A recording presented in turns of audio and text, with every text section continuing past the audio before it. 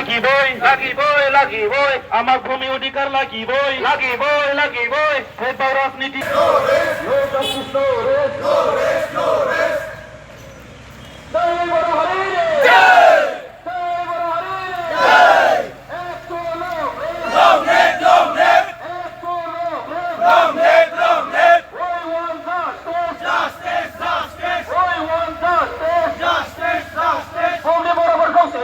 অবিহনে আমি ক্ষান্ত নহওঁ ভূমি অধিকাৰ অবিহনে আমি ক্ষান্ত নহওঁ ভূমি অধিকাৰ অবিহনে আমি ক্ষান্ত নহওঁ এক আন্দোলন কাৰ্যসূচী ঘোষণা কৰিছে আৰু আজি কাৰ্যসূচী আকৌ আৰম্ভ কৰিব তাৰ ওপৰত কি ক'ব? নিশ্চয়কৈ বিটিআৰ চুক্তি 2020 যি শান্তি চুক্তি আছিলে বহুতো দফা ৰূপায়ণ হৈছে আৰু মুখ্য দফা এতিয়া ৰৈ গৈছে আৰু মুখ্য দফা হিচাপে আমাৰ যে আৰ্টিকেল 280 এতিয়া ইয়াত পাৰিত হ'ব লাগে পাৰ্লিয়ামেণ্টত আৰু 125 এমেণ্ডমেণ্ট হিচাপে আৰু এই এমেণ্ডমেণ্ট দ্বাৰা আমাৰ সমষ্টিটো বাঢ়িব লাগে যে আমাৰ 40টা সমষ্টি আছিলে যিটো 60টা হ'ব লাগে এইটো যিহেতু দফাতে লিখিবদ্ধ আছিলে এইটো দফাত লিখিবদ্ধ থকাবোৰ যাতে ৰূপায়ণ হয় তাৰ কাৰণে এইটো সমদল আমি ইয়াত বাহিৰ কৰিছোঁ আৰু সমদল দ্বাৰা ইয়াত আমি স্মাৰক পত্ৰ দিম অমিত শ্বাহ আমাৰ হোম মিনিষ্টাৰ চেণ্ট্ৰেল আৰু আমাৰ চিফ মিনিষ্টাৰ অসমৰ ডক্টৰ হিমন্ত বিশ্ব শৰ্মাৰ ডাঙৰীয়ালৈ আৰু এইটো জ্বৰ সমদল মাত্ৰ ইয়াত বিটিআৰ অঞ্চলত মানে হোৱা এইটো নহয় সকলো অসমৰ মানে সকলো জিলাতে এইটো সমদল ওলাইছে কিয়নো ইয়াত মাত্ৰ বিটিআৰ একৰ্ডৰ দ্বাৰা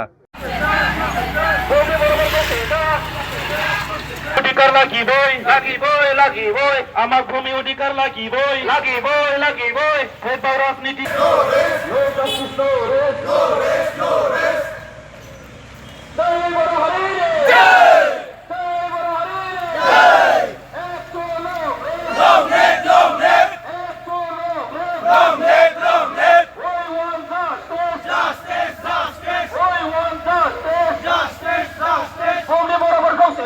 অবিহনে আমি ক্ষান্ত নহওঁ ভূমি অধিকাৰ অবিহনে আমি ক্ষান্ত নহওঁ ভূমি অধিকাৰ অবিহনে আমি ক্ষান্ত নহওঁ এক আন্দোলন কাৰ্যসূচী ঘোষণা কৰিছে আৰু আজি কাৰ্যসূচী আকৌ আৰম্ভ কৰিব তাৰ ওপৰত কি ক'ব? নিশ্চয়কৈ বিটিআৰ চুক্তি 2020 যি শান্তি চুক্তি আছিলে বহুতো দফা ৰূপায়ণ হৈছে আৰু মুখ্য দফা এতিয়া ৰৈ গৈছে আৰু মুখ্য দফা হিচাপে আমাৰ যে আৰ্টিকেল